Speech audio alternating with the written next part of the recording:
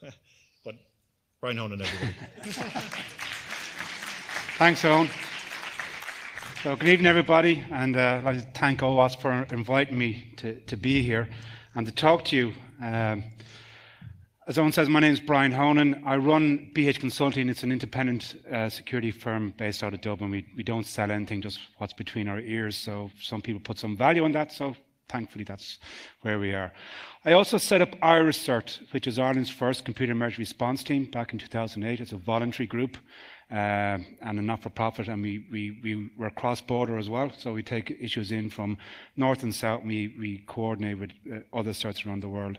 I'm a special advisor to Europol on cybercrime. I also advise ENISA, the European Network Information Security Agency, on areas in regards to instant response, risk management, and cloud security. And I lecture part of a master's in UCD on information security. So that's just who I am, just to give you background. And when I was first asked by Owen and the gang to speak to you guys and give you a keynote, I was thrilled. I was honored. I said, wow, great, keynote at AppSecEU, brilliant. And then I went, what the bloody hell have I let myself in for? I'm not a developer. Last time I developed was DBase 3 back in the 1980s. And even then, I wasn't very good. And here I am now in front of a room of professional developers trying to talk to you in a keynote at an AppSec conference. So it's probably one of my most nervous and intimidating talks that I have to give. So hopefully bear with me through it. But we talked to the committee about what will the topic be. You know, since I can't tell you about how to code securely, you know, you give me a line of code, I wouldn't tell you whether it's good or bad. And I said, well, let's try and see what lessons can we learn from the past that maybe we can apply to the future. Because as an industry, we have a big responsibility moving forward. And I'm going to go through some of those points later on. This is the first PC I had, an IBM PC-1. 1 megabyte of RAM and 2 floppy disks, 360K each. I had 520K of storage. Well, not 520K, because one disk had to take the operating system. And if we wanted to swap information, we had to copy it onto a floppy disk and use SneakerNet, as in you had to carry it from one computer to another computer. We weren't connected to the internet. We aren't even connected to the internal systems in the environment back then. But some of the stuff that we've been doing then, we're actually still repeating them today. Like, our vision of security back then has always been the walls around our network and around our systems, and we keep them secure, keep the bad things out and keep the good things inside. And that goes back to the old tradition. Everybody recognize this picture? Dún Aengus off the west coast of Ireland. If you haven't been there, do go there. Fantastic, especially on a day like today. But you can see this is an old Stone Age fort. They have layered security. You have all these rocks on the outside to stop the attackers, and then you go further more walls before you can get in. And that's how we defend our corporate networks as well. You've got layered security. So we've adopted, for the digital age, we're adopting Stone Age philosophy. Anybody recognize this? If you do, you're showing your age, so you might want to keep your hand out. This is an old PC diagnostics tool from a group of 2 guys out of Pakistan who wrote some logic in their tool that if you didn't pay the license, it infected your computer with the brain virus. This is the first computer virus I ever had to deal with back in just a few years ago. And how it happened, when I look back at it now, this was my first bring your own device security breach. Because the person who got infected and spread the infection had an Amstrad 286 PC. He brought it in from home because the IT department in the company I worked in wouldn't buy him a PC. So he brought his home PC in, plugged it into the power in the company, and started using his PC to analyze data that he downloaded from the mainframe in the then most popular spreadsheet program, Lotus 123. And then he copied it onto floppy disk and transferred it to other PCs in the network and infected them. It took us about, there was only about, I'd say 20 or 30 PCs in the company then, but it took us the guts of nearly 2 weeks to figure out what was going on and how to fix it. But that was our first bring your own device security breach. Today we do that, spread the virus the same way, plug in USB keys into computers. So the definition of being crazy or insanity from Albert Einstein is doing the same thing over and over again and expecting different results. And as I look at how we're developing and how we're working in the industry today, it begins to ask ourselves the question, are we crazy? Or does simply being crazy help to work in this industry? So maybe that's a question for us to think about. Because if you look at IoT, all the different devices we're putting out there right now, most of them aren't secure. This one here, these CCTV cameras, were the cause of the Mirai botnet just before Christmas, which took down large portions of the internet. That system had insecure operating system and default passwords stored on the camera so that anybody could log in and take over the camera, install malware, and take part of a botnet. We have LED light bulbs that leak Wi-Fi passwords. So if you want to hack into some corporate systems, maybe just go and see have they got an LED light in their boardroom and hack that instead of hacking the network. We have Wi-Fi devices implanted in our bodies now. We have pacemakers that are Wi-Fi enabled. We have insulin pumps that are Wi-Fi enabled, all insecure, with default passwords and poor code in them. If you don't believe me, there's a very good speaker from Norway, Mary Moe. Mary has a pacemaker inside her. She has a TEDx talk called Hackers Don't Break My Heart. And she has actually gone and done research. She has analyzed the code and hacked her own pacemaker. Well, actually not the one in her, a model of the one that she has. And she's identified where the key issues are. So now, we've the Internet of Things. Now we have the Internet of Beings. Us. We're all going to be connected. So there's a lot of issues coming up there. Ransomware. I know it's probably just good job Jeremiah isn't here, because if you follow him on Twitter, you see him lately. He has a big campaign about ransomware. I have a bugbear about ransomware. It's nothing new. Ransomware is just a virus. It's a common, run-of-the-mill computer virus that we have been trying to deal with in our industry for the past 20 or 30 years. Yet we still can't stop it infecting computers. And some of that is down to lots of issues, but some of it is actually down to developers not following good practice. And I'll give you an example, is that we got involved in doing a security breach with a major financial client. We went in, they had a ransomware attack. We went in and analyzed the attack. We gave a number of recommendations on how to prevent the next ransomware attack. And one of the key areas you can prevent ransomware infecting the computer, or any piece of malware infecting the computer, is disable executables and other scripts from running in the C temp and the C app directories. And we said that, and we're told, sorry guys, can't do that, because our developers have written the in-house applications to all run from those directories. So we have to change all the in-house applications. So to me, that is a big issue. So ransomware is nothing new. It's just ransomware today is easily monetized by the criminals because of blockchain technology and bitcoins and electronic currencies. Ransomware, we've had it around since the 1990s. We had a ransomware in the 1990s that you had to pay by wire transfer. Criminals weren't very successful because, guess what, it's very easy to trace wire transfers and find out who's behind it. Not so with Bitcoin or other electronic currencies. And if you look at cybercrime in Ireland, like through the CERT, our CERT, we get a lot of issues reported to us. So we can see what's happening in the Irish landscape, and as I said, that's both north and south. So we get notifications from CERTs in other countries. We get notifications from security companies, from law enforcement, for us to help them shut down botnets or infected websites or compromised systems and to deal with them. 2014, we had over 6,500 incidents. Last year, we had nearly 30,000. So there's a huge, I sound like Donald Trump now, a huge, big uptake in the amount of compromised systems that are being attacked on this island. And when we look at who's behind them, we reckon if you look at the motivation of the type of attacks, the only reason you do that type of attack will be if you're looking for money. And if you're looking for money and you're breaking the law, you're probably organized crime. We don't have the resources to go and analyze every security breach and trace it back to who's sitting at the keyboards. But if you just put some logic to it, we reckon 3/4 is organized crime.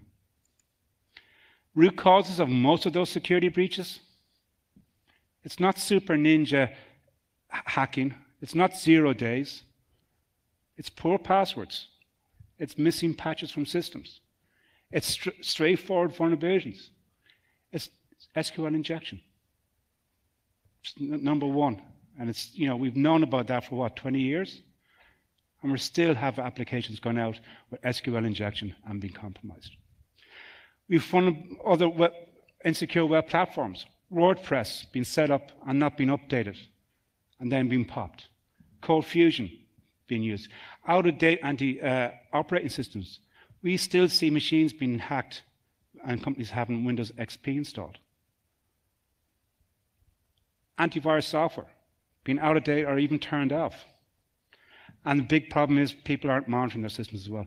So we're still making the same old mistakes, yet we're not learning from them. And Verizon, don't know if you're not familiar with the Verizon Data Breach Investigations Report, I recommend you go and have a look at it. So Verizon, being a US telco and data center, they actually have an investigations team that go out to their clients and investigate security breaches. And they have started, 10 years ago, they started to present the Data Breach Investigation Report based on their customer base, saying this is the type of breaches we see, and this is the common cause of the issues we see behind it. Now, that was very good, but it was only aimed at their customers, US customers, large corporates. So apply that to the Irish environment or the UK or European environment, it didn't really hold much water. But as you can see there, over the years, lots of other organizations have become involved, and they're sharing their information with Verizon, who are then analyzing it. And one of the organizations being IRISCERT, we anonymize the data we get, we share it with Verizon, and we talk about the different types of breaches we see. And that's Verizon analyze it. And in the report, they present some interesting information. And the report is very easy to read, so do take it down. Some of the key things there is that you can see half, just the bottom blue one there, half involve organized criminal groups. So we said 3/4 in our analysis. But if you look at this, what tactics did they use? 62% featured hacking. Over half of breaches included malware. And I would say I'd be willing to put money on that vast majority of that was ransomware. 81% of hacking-related breaches leverage either stolen and/or weak passwords. So still today, we haven't grasped that password 1 is not a secure password. People are still using insecure passwords. So we do have to ask ourselves the question, are we crazy? Are we repeating the same mistakes over and over again, expecting different results? And if we are, well, then I think we're taking the wrong approach, and we need to dramatically change things. Because there is an old, I only found this out when I was putting this presentation together. I thought this was an old Chinese proverb. May you live in interesting times, or a Chinese curse. Turns out it's not. Who knew you can't attribute anything on the internet? Attribution is hard. But may you live in interesting times. And I think we are living in interesting times. There's a lot of you who are probably starting your career now, and in 20, 30, 40 years' time, the whole world is going to be different to what it is today. When I started working back in the late 80s, the only electronic thing on my desk was a calculator. We had a computer terminal in the corner that we all shared and worked on. You had to take turns to use the computer terminal. There was a phone between 4 desks. So that has all changed. How's the future going to change? And we, as an industry and individuals, we have a lot to say in that future as well. Because we are now living in the 4th industrial revolution. First one being the fourth industrial revolution. The first one being steam and everything else, and then motor, automation, and now we've got cyber. I hate that word, by the way, but it's what's happening. Everything we do and everything we own is now connected worldwide. We all have smartphones in our pockets, connected to everything. We talked about our homes our fridges, everything else is being connected to the internet as well. What we do and how we shape that technology is going to impact millions of people around the world and in the future. If we don't get this right, lots of people are going to be insecure. How would you like to have a pacemaker that could be hacked? I forget the gentleman's name, but the guy who is the owner of Tesla is talking about having a chip implanted in your brain to connect you to the internet. That's the next research party is going to look at. Wow, cool. Yeah. No, thanks. But that's where we may be going. So there's a lot at stake in the future. All our medical systems are going to be there. Our medical data is going to be stored in huge databases. How secure are they going to be? The medical devices that we're going to depend to keep us alive or to operate on us in the future are going to have computers on them and programs on them and applications on them. They're going to have code. Our transport is going to be automated. Any of you who've got kids, if they say to you today, Daddy or Mammy, I want to be a train driver or a pilot or a taxi driver when I grow up, I'm afraid, I'm sorry, but they're in for a big disappointment. The future's not going to have train drivers. It's not going to have bus drivers. It probably won't have even pilots.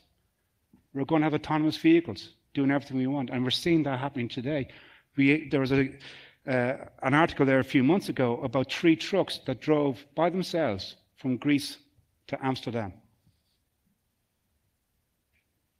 Now, you take, from a security point of view, you take the damage that was done in Nice and in Germany, where terrorists drove a truck into crowds of people. Imagine if you could hack a whole fleet of trucks. What damage could you inflict if you could do that?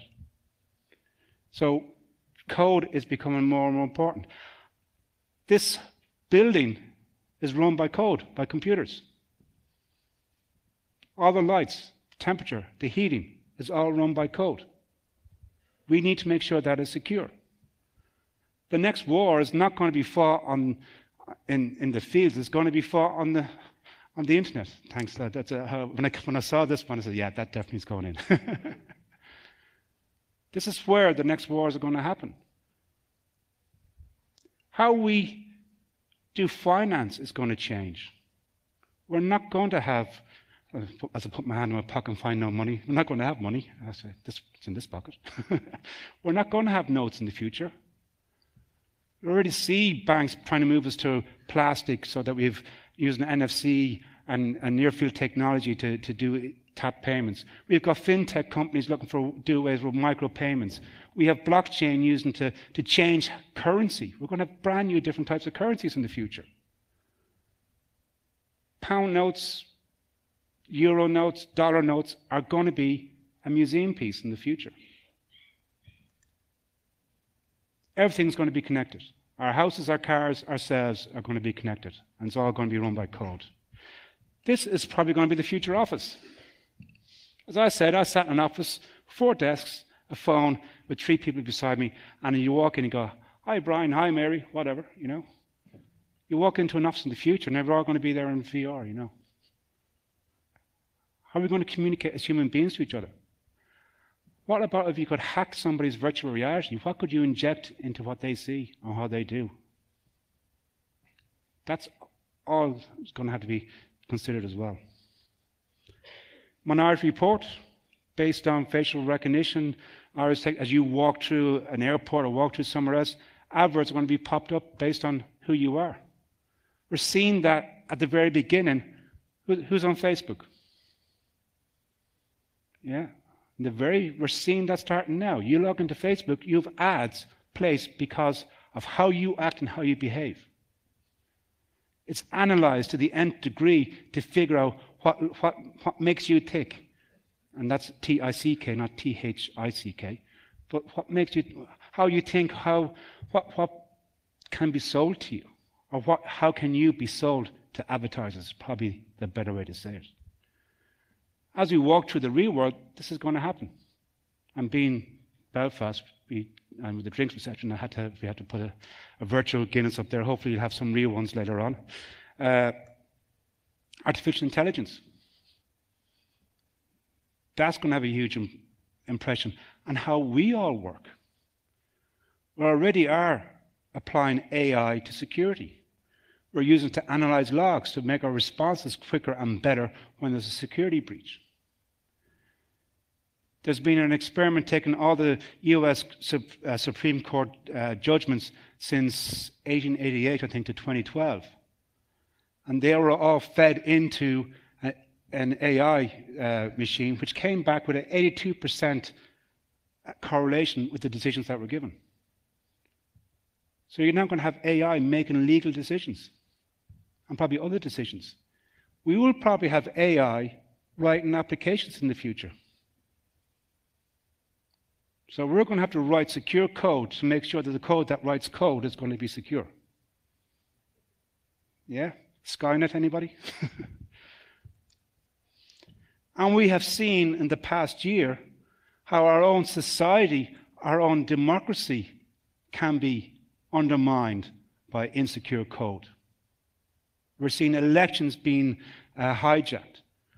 Coming back to Facebook, we've seen how that data has been used by campaigns to analyze and target people and give them specific messages to encourage them to vote and swing their thoughts in a certain way. So we have a lot riding on the code of the future. We have a lot riding on us in this room. So we are on the edge of something big and something very major. There is a lot that we need to take into account and consider. So we can't be an island anymore. Like I talked at the very beginning about how I felt, wow, I'm speaking at AppSecEU and I'm not a developer. Straight away, I'm isolating myself from my fellow professionals because I can't code. And likewise, you guys probably who are AppSec developers are probably isolating yourselves away from the ops guys, or the infrastructure guys, or the security management guys, or the risk management guys, because we're different. Well, we have to get over that. We can't be an island anymore. We have to reach out to other parts of industry and even outside industry and promote secure coding practices, promote secure systems into society as well. There's too much riding on this for us to be by ourselves and sit in the corner going, oh yeah, stupid users, or this, that. And we have to do a better job of promoting the story. And OWASP is doing a great work, but I think we're going to have to ratchet it up a lot more, that we need to engage with people outside of security, outside of IT, so that they can better understand what the risks are and how we should manage them. Because the impact we have is too great. If we don't code securely, if we don't secure our systems, how they can be abused and misused and mistreated in the future is going to have too much of a significant impact on people. If we don't do anything, the same thing is going to happen. If you write insecure code, the same thing.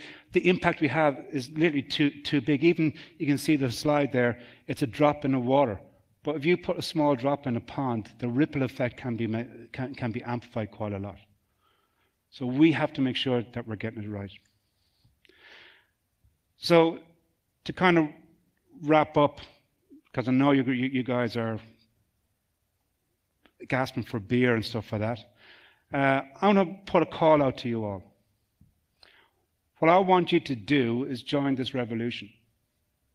Okay? I was going to say I want you to be revolting, but I think be revolutionaries is probably better. But we need to join the revolution. And we need to look back 30 years ago. Anybody recognize this?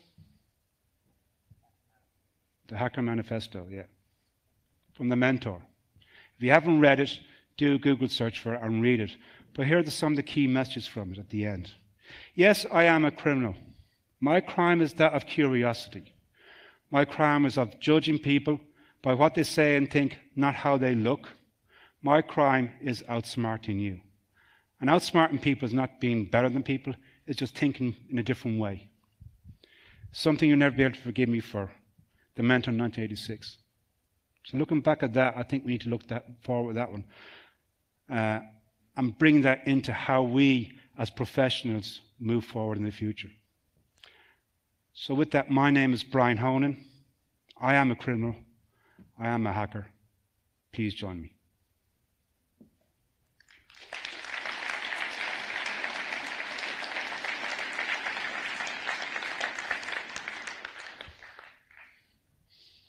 So if there's any questions, I think.